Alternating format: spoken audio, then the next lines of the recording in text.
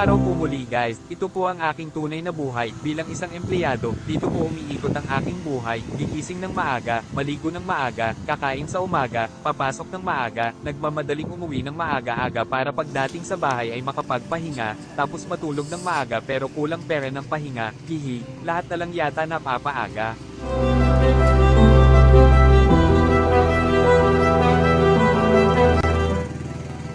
Bilang empleyado at permanenteng trabaho guys, maganda ito.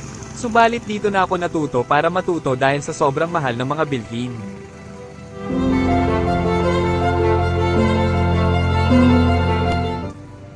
Bilang payo ko po sa iba, ay dapat po palawakin pa natin ang ating kaalaman para sa ibang mapagkakitaan tulad po ng passive income at iba pang extra income para po makatulong na mapaganman lang ang bigat na ating daladala sa buhay.